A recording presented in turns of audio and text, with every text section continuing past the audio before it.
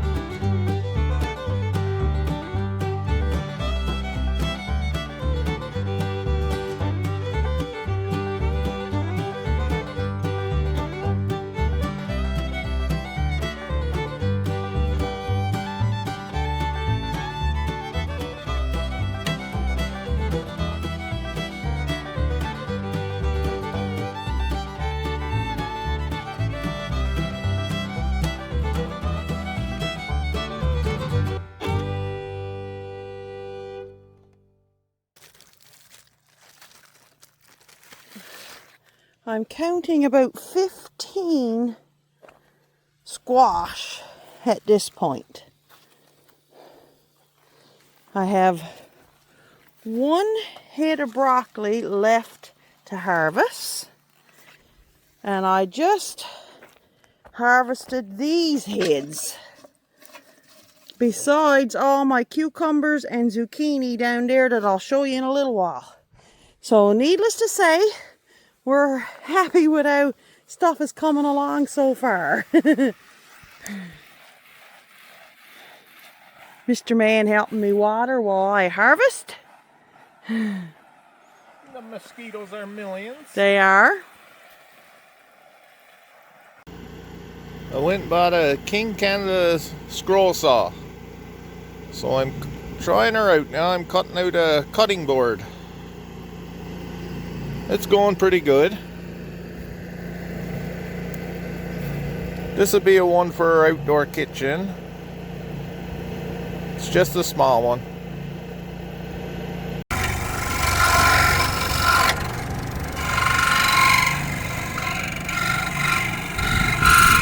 Trying out a new toy.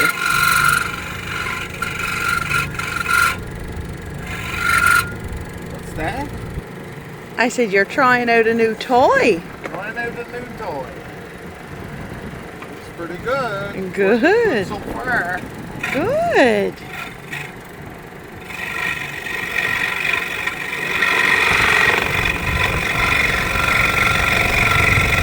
So I got a few things that I'm doing this morning. It is wicked hot, but right now I'm in the shade here. So I have to blanch all of the broccoli I picked last night because I don't want it to go bad before we eat it. And I have another one just like this in the house now that's going to have to be eaten. So I don't want to have too much because it'll go bad before we eat it all. So I'm going to blanch it for the winter. So I got my pot of water on. I'm going to let that get hot. I'm just going to cut them and put them in probably 30 seconds to a minute. Then I'm going to put them in an ice bath to cool down the cooking process instantly. And then I have to make some cherry jelly or cherry pie filling, something, because I had some real nice cherries give us from man in Robert's arm, Freeman Ryan. He gave me a lovely bucket of cherries, so we really appreciate that. Thank you. So I'm going to do something with those out here this morning too. So I got my broccoli florets all done. I'll be able to just dip them very quickly and put them into ice water. So I got to rinse all this now.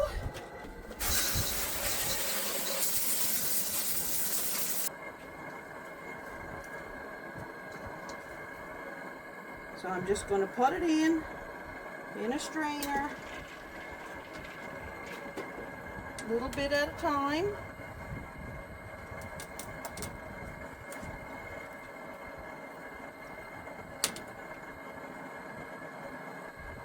Give it about 30 seconds or so, and you'll see it turn really bright green. And once it goes really bright green, that's done. Just like that. That's all it needs. Let that sit in the ice bath.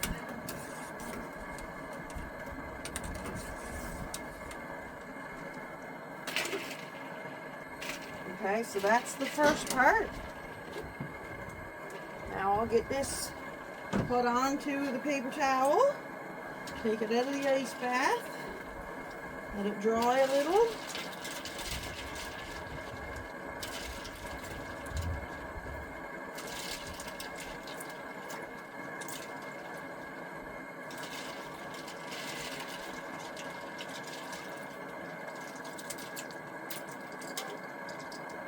And I do have more ice here ready to go in for when this melts, because it will melt.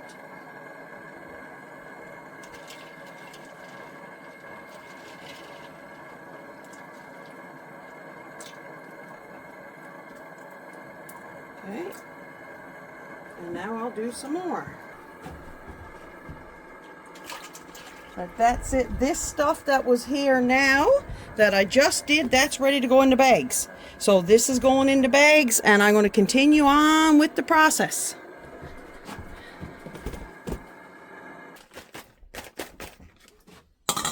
Alright, so once this is drained just a couple of minutes, all I'm doing is just letting the main water drain out of it, just so that, but I got one nice bag here so far, and I'm going to have two decent bags here. So like I said, it's not a full dry on the broccoli or anything. It's just to get the main bulk of the water out. And these are done for the winter. Okay, so what I'm going to do now is get at my cherries. What I'm going to do is I'm going to put them in here and pit them. Because you can't cook cherries with the pit in them. The pit contains amygdalin, and it can turn to cyanide, so you don't cook cherries with the pit in them. So I'm going to put some in, and get the pits and everything out. And what he does is he squashes them, takes out all the pits and all the skin, and just leaves you with the juice. These are definitely too big, so I'm going to have to pit these by hand. Okay, plan B. Let's start pitting.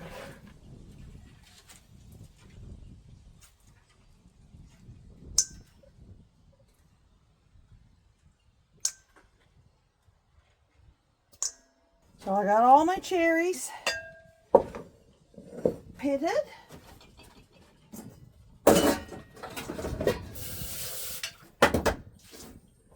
See now how many I got. I'm going to make cherry pie filling. So I need 4 cups of pitted cherries and juice to make the pie filling. So I have just about 8 cups. I'm going to call it 8 cups. So I'm going to do a double batch. So I need 1 cup of sugar for 4 cups of berries. So I'll put in 2 cups of sugar. And I'll let that boil, and then I'll add some cornstarch to it. So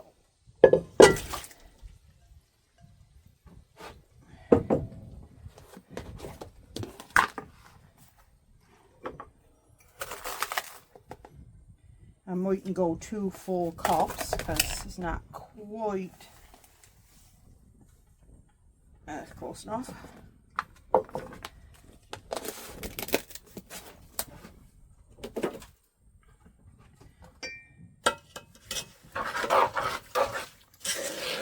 I'm going to let this boil down now some, and then I'll add some cornstarch to it. Let it boil for a little while, let the cherries cook, and that'll be it. That'll be the cherry pie filling.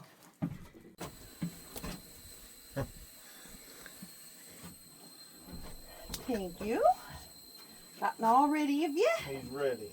Awesome. Ooh, that's gonna look good. A little bit of water. Don't say I don't do nothing. Oh, I won't say that. Awesome. Get it going.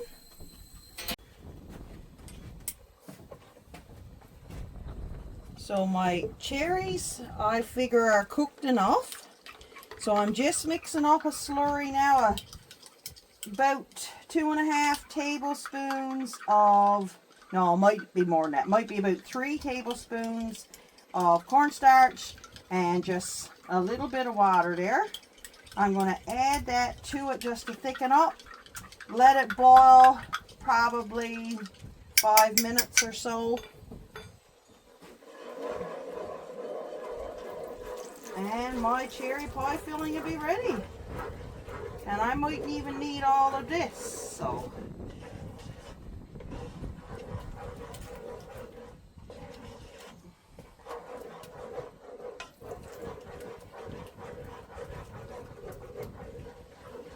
Oh, she's thickening up good.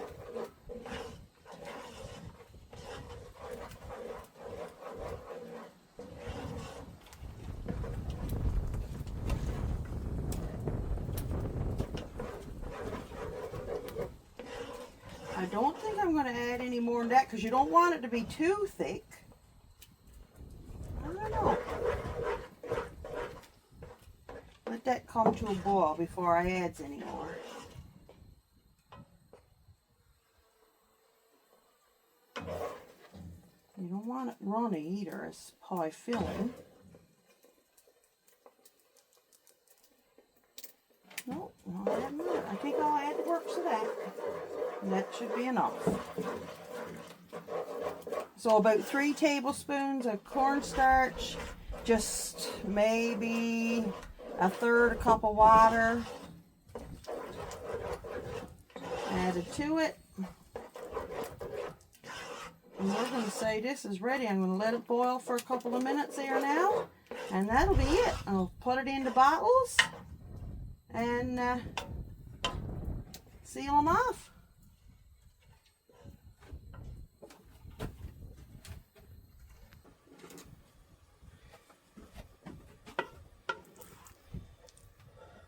pretty thick stuff.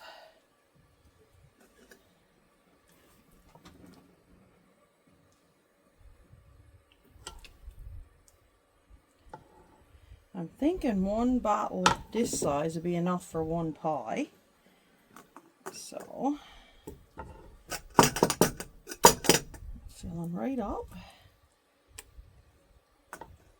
And I think the rest I'm going to put into this Pyrex dish, and we're going to use right away. Now I got the lid heating up.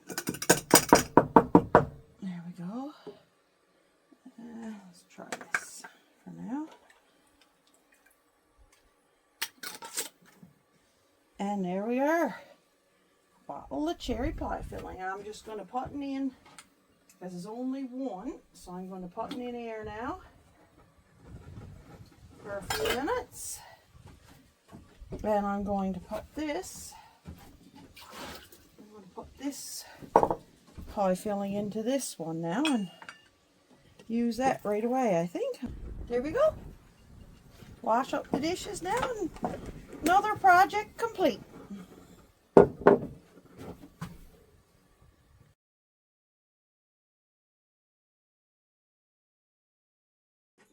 Well, since that little oven is already heated up, the chicken is almost finished, and I just made the cherry pie filling. I'm thinking I'm going to do a quick angel food cake to have for dessert. This angel food cake only requires water. I've already measured out the amount I need. 1 cup and 1/3 of water. So I'm going to mix this up. And you don't need to have a blender or anything. Your whisk is fine. Ooh. Especially if you waste some. And it is the quickest one to whip up. Whoa, I just made a state. Too vigorous. All right.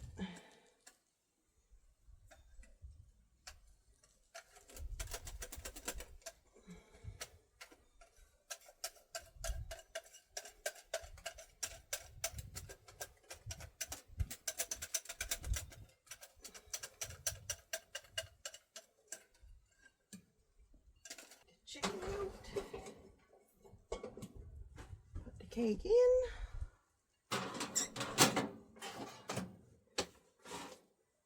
And about 37 minutes, that should be done.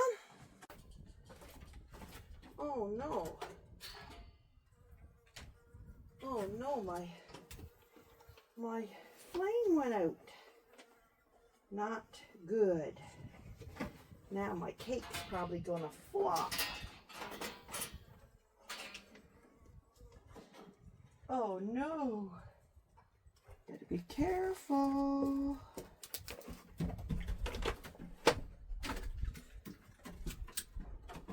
That's right, Bobby. And it was a while ago too, because it's not even hot right now.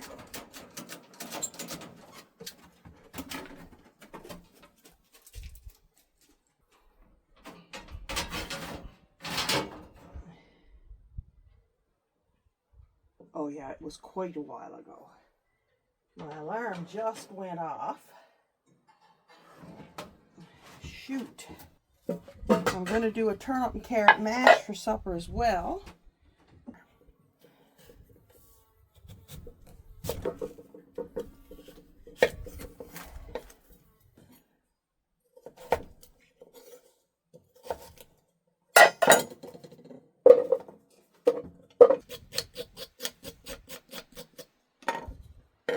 So turnip and carrot mash is just what you think.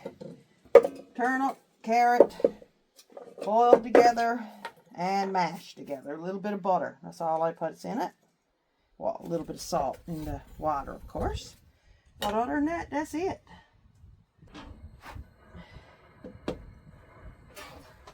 When you don't have a cake tester outdoors,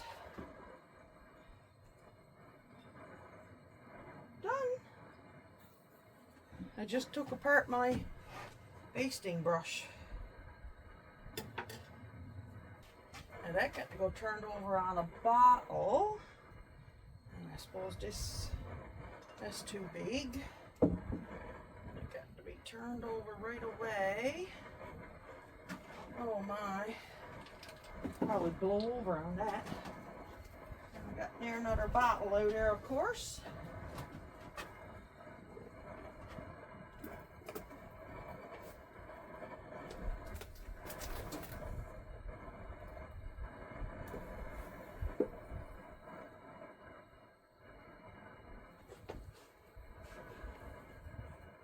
My cake pan got bent once, and now he leaks that little tiny bit of batter when I puts it in, and it always burns there and makes it hard to get out.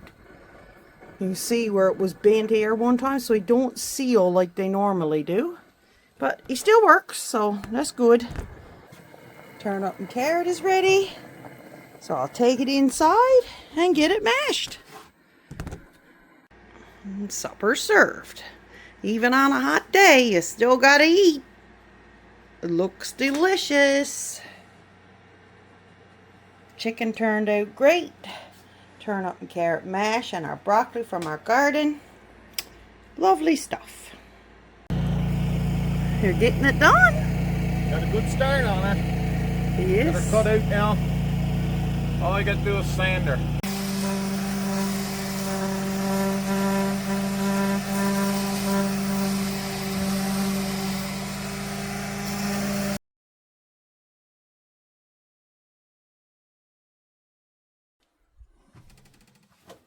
About 10 inches down from the top one. From there, yeah. Put a mark on them. 10 inches. Okay. Hello, Papa Dog. And you're going to want them tight to this beam. It don't matter to me. You can have down one tight to there and have the other one tight to the other side if you want. Okay. Stagger them. You come and hold this one. I'll go out and put a screw in. Okay. When I get the screw in this side, Yeah. and you Level put on. the level on them. Yeah. Got it? Oh yeah. This side anyway. Now where'd the screws go? I put them right there, though. Okay.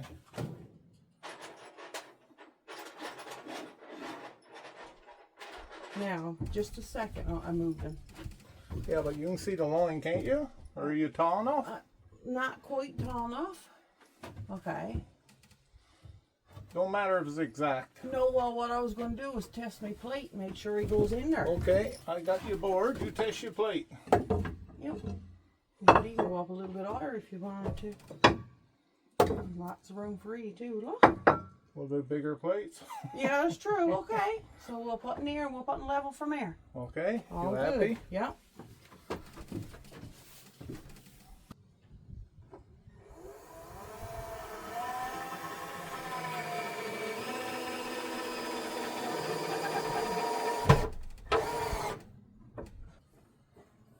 Right there, baby. Right there. Yeah.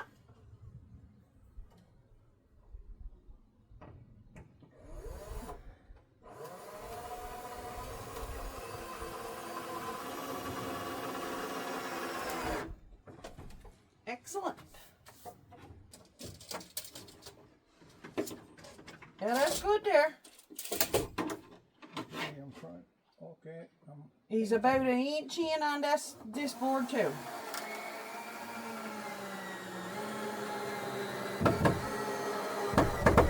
There you go. Okay. Yeah. Put the level on. Right there. There. Yeah.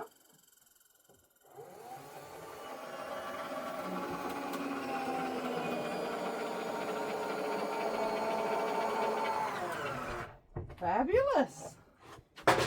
Loves it.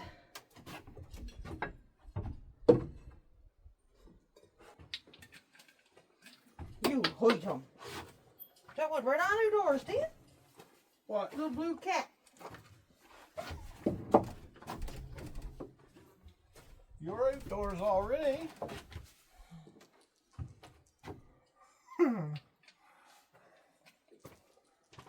What do you think? Nice. Cute, eh? So what I'm going to do, I was thinking about getting just a bit of line just to put in here and staple on, just so that they won't blow off. Just a little bit of twine, put here and there, maybe from here to there, and that way then they won't blow over if the wind comes from the back. Would that work? Oh yeah. Okay. I love it.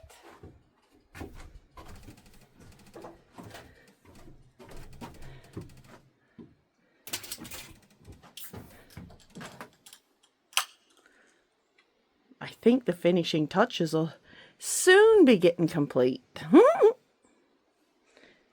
Always little projects comes in my head, but we're getting there. The main part of the kitchen is completely done now. There's no end to it. Never no end to it. Yeah, my dog. No. End is near. Oh yeah, whatever. I thought I had her complete the other day. Yeah, I know. Yeah. But then I had another idea. I know. Always ideas, eh? Yep. Best kind.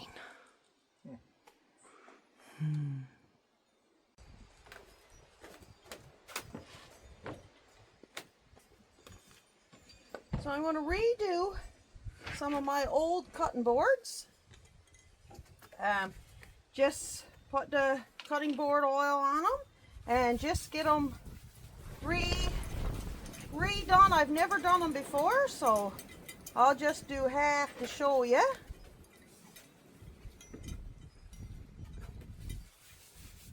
And then I'll do the other half after.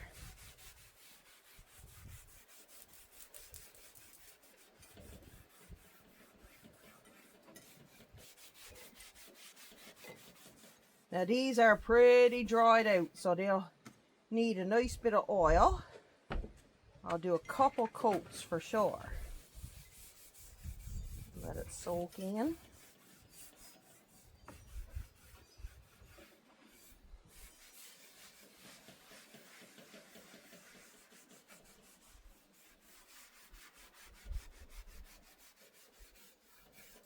I'll just do that one coat first so that you can see. Let that dry for a little bit and then I'll do the second coat. So I'm just letting the second coat sink in here now. And you can really see the difference. No need of buying a new cutting board, you just need to redo it. This one's looking 10 times better too, and this one only got one coat yet. And the same with this one. Like totally new boards. Amazing. There we go. King's Fleet cutting board oil. And I am going to wax them. A little later, once they dry for probably 24 hours, I'll probably wax them tomorrow, and I'll show you what that looks like then. Hello. Hi. Where were you? I was out in the pond. Did you have a good swim? I did. It was a wonderful swim. Yes, 33 degrees there today. It's crazy. Yeah. But that was so refreshing. Yeah. Yep. I'm just about to wax the cutting boards that I oiled the other day. It's the first time doing these processes with cutting boards, but I'm really pleased with how the oil looked. So now I'm going to do the waxing, and I'm using King's Fleet cutting board wax. So I'm going to give this a whirl, and I'll show you what I already got started and how it looks to this point.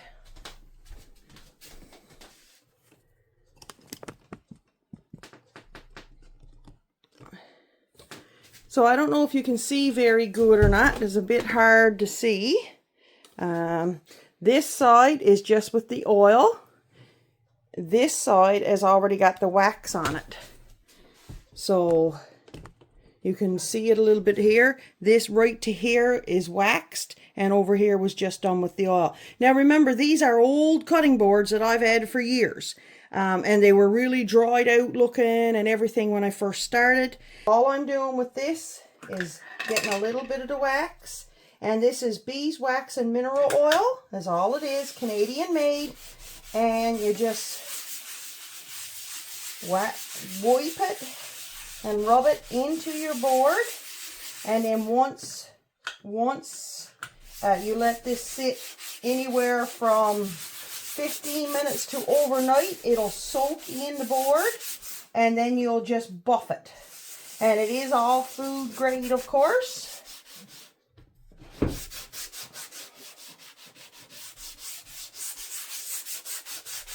And it's supposed to help your boards from drying out and cracking and everything else. So these boards, cutting boards, aren't cheap really anymore, so why not protect them and keep them for a long time, because they're well worth it. Now these I didn't show you when I oiled them, but I will show you them now as I'm waxing them. Look at this beautiful cutting board. I showed you when Gilbert started it the other day, but we didn't show you the finished product because we had ironwood in Robert's arm, and he put our logo in it for us, and everything turned out beautifully. And this is how it turned out. We are so happy with it. He did it this way so that I could hold it, carry it, and just love the way the logo turned out. Just want to show you a few things we had made at a local business. Ironwood in Robert's arm.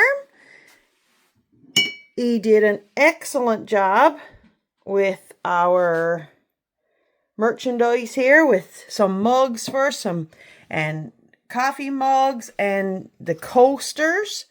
Absolutely beautiful. Top quality, excellent work. Even got the logo on all four sides of the coaster holder. And he also did a trivet for us. Thanks, Lori. Appreciate all your work.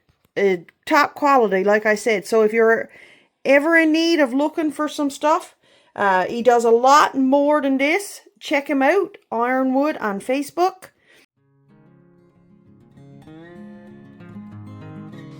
Look at this beautiful gift we had come in the mail. It's a picture of my outdoor kitchen for my outdoor kitchen. I absolutely love it. It was from my cousin and loyal viewer, Kathy Giles. She wanted to send that to us, and we are very thankful for it. It was very nice of you to do that for us, and we really do appreciate it. Thanks for watching another episode. Please like, subscribe, share, and comment. It really helps our channel grow. Take care, and we'll see you next time on Rouseau's Everyday Off-Grid in Newfoundland.